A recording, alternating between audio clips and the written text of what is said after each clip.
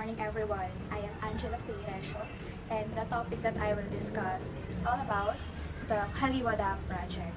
And I bet some of you guys already know about this controversial water supply project because it became a national trend since it was first proposed last 2012 up until now that the construction has begun already.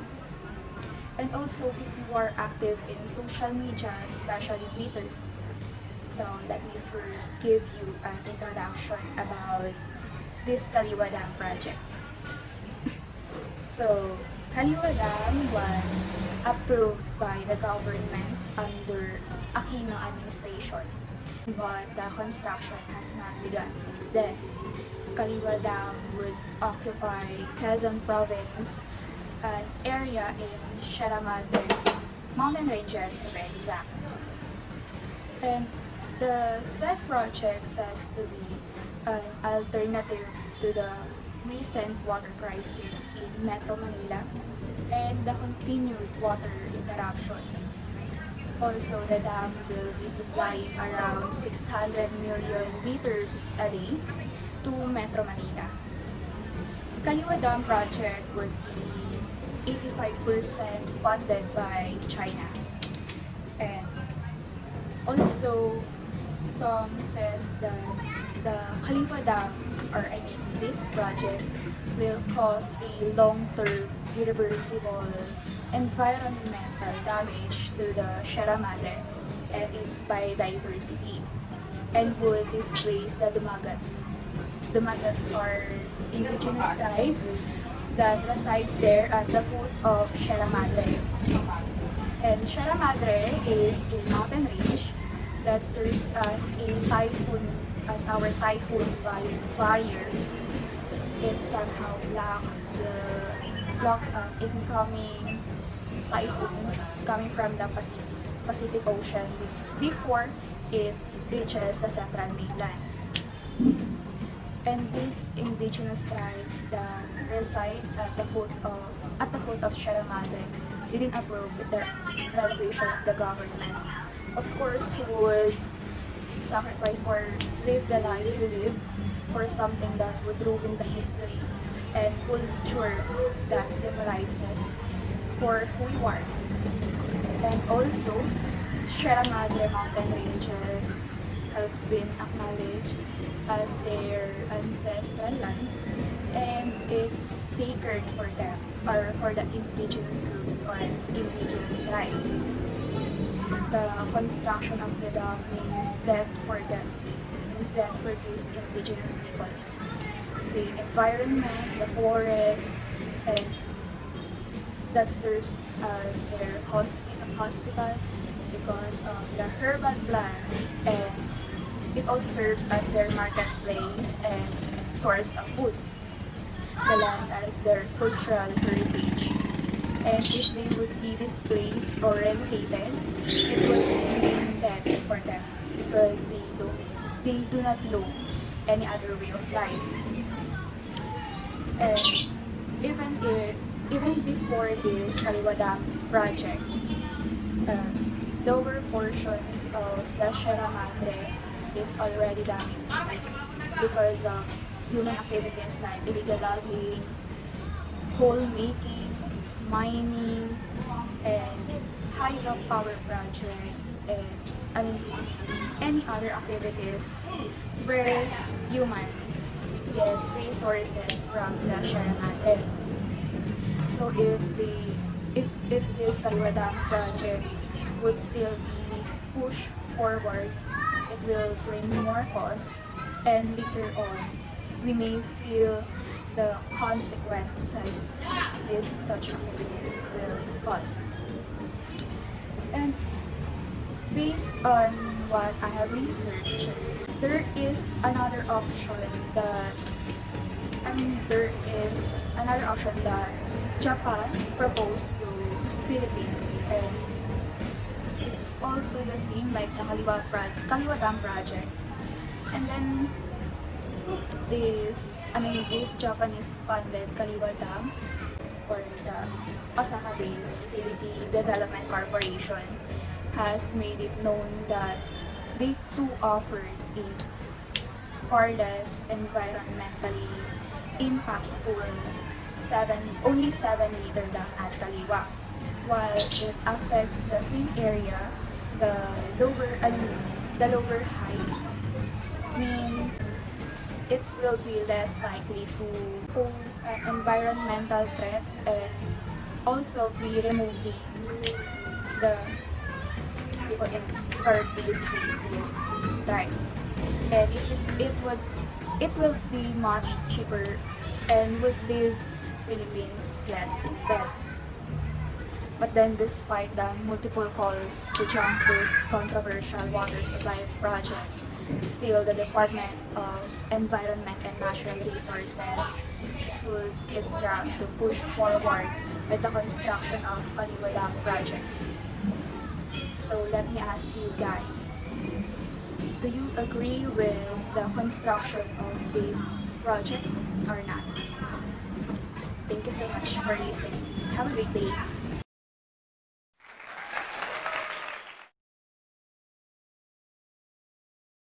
Do you remember those times where you and your family just don't care about anything or anyone?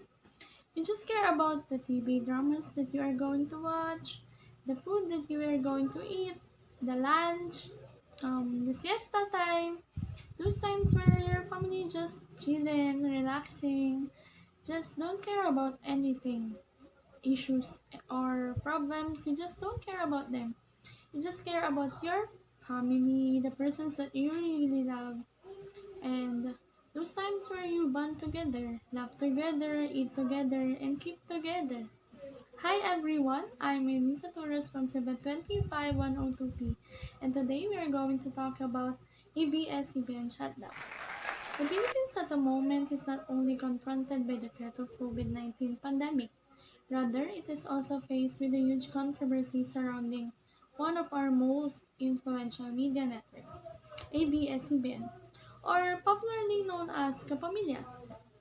I remember those days when we are just going to sit, lay down, comfortable, because we're just going to wait for the dramas that we're going to watch.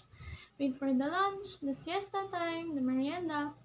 Those days we don't really care about anything or anyone. We just bonding and relaxing together with my whole family. My mom and my dad used to love the dramas that ABS-CBN made, and my younger brother loved those cartoons, and I am too. I watch them too. The reason for the whole controversy is due to expiration of its congressional franchise issued by National Telecommunication Commission and also followed by a cease and desist order. The alleged violation of ABS-CBN include, among others, first, biased news reporting; second, labor-related contraventions and breaches; third, broadcasting for a fee and operating a pay-per-view channel in ABS-CBN TV Plus, the KBO channel without prior approval or permit from NTC; fourth, failing to publicly offer any of its outstanding capital stock to any securities exchange within the Philippines for 5 years start when they start their operations, which is an indispensable condition on its franchise. Fifth, issuance of Philippine depository receipts to foreigners. ABS-CBN really played a big role in everyone's life, especially when you're really born with it. They are been part of everyone's life, but when you think deeply, you'll be really sad. Because as you all know, everything's behind the station will fall apart too. Many workers lost their job, and in this middle of this pandemic, you don't have job, you don't have income. How can you provide the essentials that you need? So many workers lost their job in this kind of situation when everyone needs really a job and income, but they lost everything after their hard work just to get where they are right now. Will just close in a snap because of these allegedly violations. Also, the government really don't think about the wise to close them down. They don't think about the people that may suffer because of the lack of job because of this global pandemic. This shutdown got trend on the social media. People said that they shouldn't be closed down, but some of them are agreeing to that they should be because of the violations that they've been through. Debating why they shouldn't close down, but also some agreed to that, like a social media war zone in other terms. My family is really sad that time because we are attached with the station too, with the artists, with their dramas. Everyone are down and sad after the news was reported in public.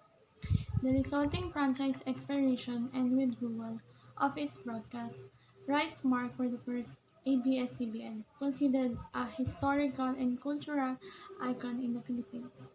Critics of the Duterte government consider the NTC's cease and desist order and the denial of the franchise application as a contributing to a growing democratic backsliding in the Philippines under the Duterte administration. And who can really think that one day when one of the most influential network in our country will be closed and shut down? No one knows what are the things that going to happen, just like in our life. This issue, this global issue in our country, can also relate with our life. That I realize that we really know about um, the future events, struggles or problems that may we encounter. That's why this issue taught us to be strong and to fight for what are really for us.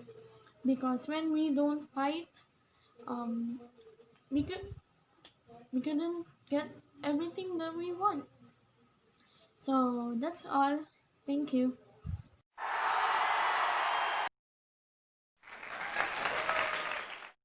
Typhoon Rolly situation.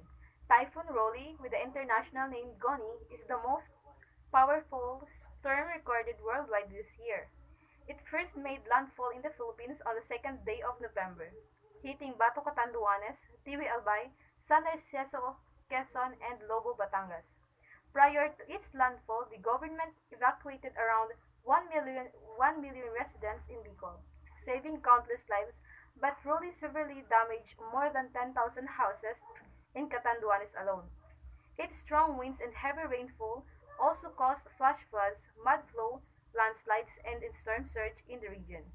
It has also brought widespread power outage and damaged transmission lines. Before leaving the Philippine area of responsibility, Rolly also left damage in southern Luzon and in the south of Metro Manila.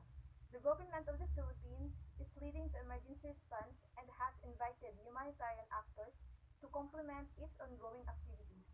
The United Nations country team is developing a humanitarian response plan, and WFP is contributing to the operational delivery plan of the food security, nutrition, logistics, and emergency telecommunications clusters. A building suffers damage following the wrath of Super Typhoon Rolly. More than 10,000 homes were damaged. Spawning storm surge hit Catanduanes over the weekend.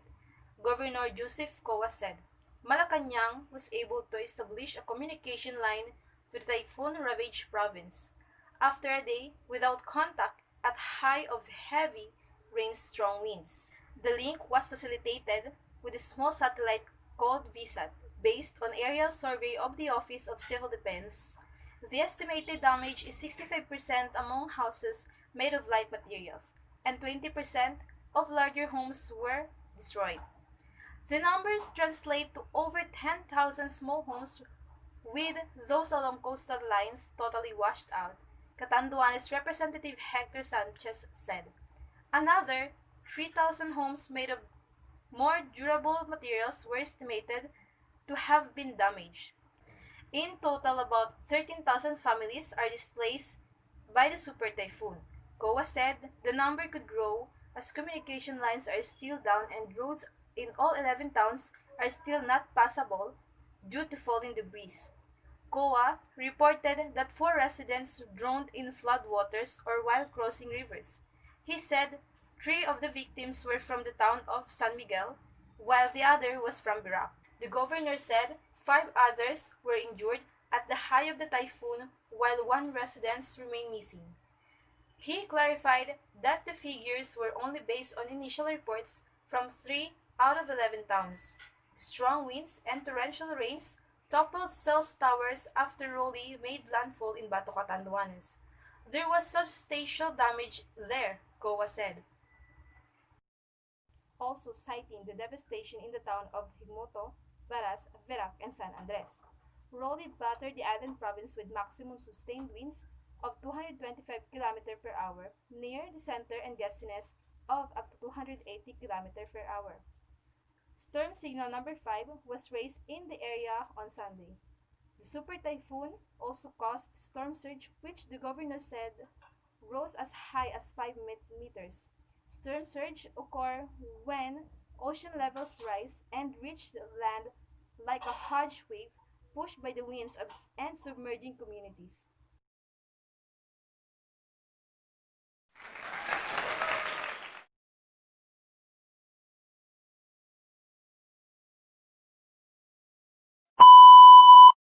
Good day, ladies and gentlemen. I am your speaker for today, Christine Jantupas, from Bachelor of Science in Office Management, CBET 25-102P. So, for today's topic, we will topic about how Philippine government responds to the COVID-19 pandemic. So, without further ado, let's get started. Both national and local government have responded to COVID-19 pandemic in the Philippines with various declaration of emergencies, closure of schools and public meeting places, lockdowns, and other restrictions to slow the progression of the said virus. Following our President Rodrigo Roa Duterte's imposition of the Modified Enhanced Community Quarantine or MECQ status in Metro Manila, Laguna, Cavite, Rizal, and Bulacan, the Department of Health, in coordination with the National Task Force Against COVID-19, other line agencies, and concerned local government or LGUs, will lead a revitalized strategy with more focus on localized response and mitigation of disease transmission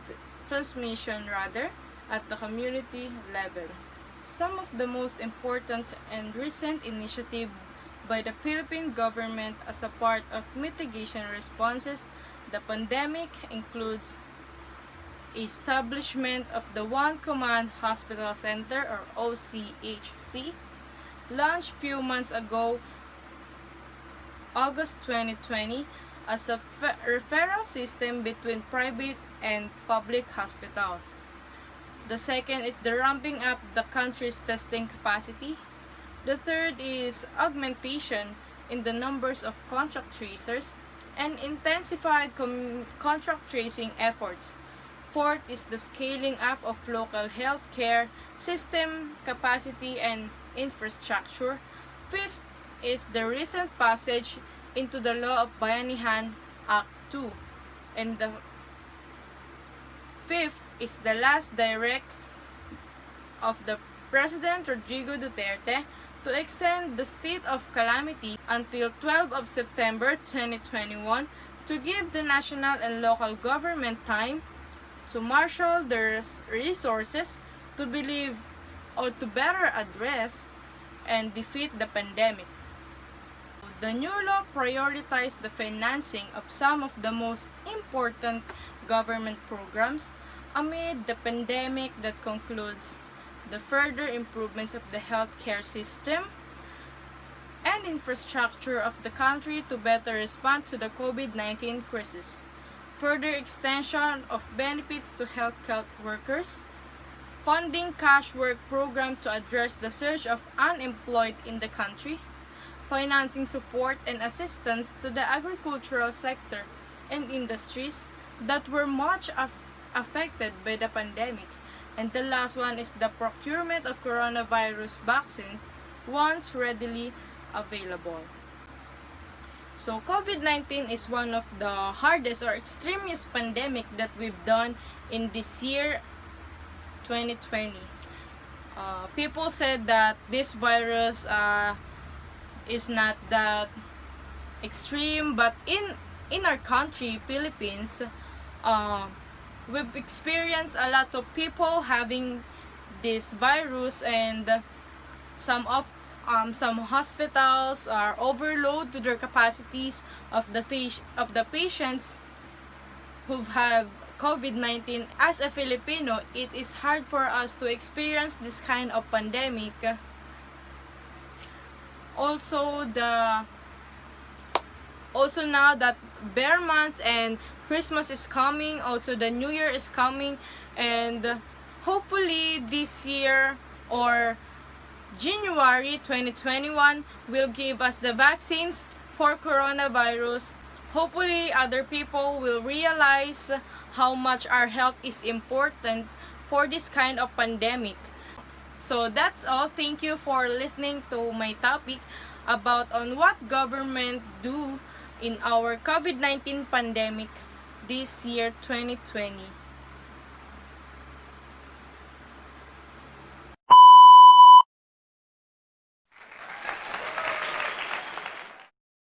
So hi, I'm Carl Viana from CBET 25102P. So we're going to talk about migration.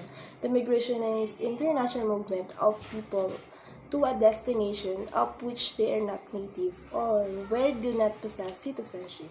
In the Philippines, there is a lot of people migrate to another country, which suppose there is opportunity to come, and more than 10 million Filipinos changing their social and cultural climate of country, while it contributes to the international character of the Philippines, which is the labor migration. They go into another country to work hard for their family, especially to our new heroes, which is the OFW or Overseas Filipino Workers. They encourage the brighter future abroad, and they are from financial insecure. Filipino migrate their desire to live abroad like Canada, US, United Kingdom, and Germany, and many more countries. Let's talk about the law in immigration, as you can see in the picture. And let's talk about the law in immigration. Philippine Act number 613 of 1940, or called the Philippine Migration Act of 1940, and the publication date is August 26, 1940. This law contains several categories of persons to be excluded from the country. The common ground of exclusion are persons likely to become a public charge, persons who have been convicted of crime involving moral turpitude, and person not temporarily documented. So that's the law in a Philippine immigration. So when you know the law, let's talk about why do people migrate. As you can see, so I have this photo and as you can see in the picture, there is a push factor. You can see the why people live in a place. It's because of the few jobs, war, famine, also the natural disaster. And the right side of this photo is the pull factor, is attract to a new place to live, and included is the better care, job opportunities, and also the education, and very important is our safety. I have this picture again about immigration. She is one of those people successful immigrant of the place. This is the quote, being a immigrant and stirring life over you, learn to be a survivor and how to face your challenges and basically overcome. That has been a great skill set that I developed and have a healthy career. And the author is Anousheh Ansari. So for me, the immigration is your choice. It's your choice and decision if you're going to make or leave your country, because it's very important that you're sure about it. And this is some reason that you know the economic, social, or political problems that they encounter, so they going to migrate in another country. And that I present ago, the push factor, that's one of the reason they're going to another country. So when we talk about the migration, let's talk about the labor migration or our modern heroes, which is it's okay if they're away in their family or loved ones to working hard abroad to make sure to better living in their family in the Philippines. The loneliness, the homesickness, the dealing with the cultural difference, the sacrifice for the sake of their family, they go into another country to work and have a great job, but not all of them have a beautiful life. Uh, in there, I search, I read, and one of the Filipinos working in that particular country is experienced different abuse rather. In the country, they stay. It's sad because they go into another country to work, but it's happening, and of course, our government or organization in that particular country have OWWA or the Overseas Worker Welfare Administration. They going to protect our of W that in that country when there's a bad happening. When there's a bad happening, there's a happy and lucky.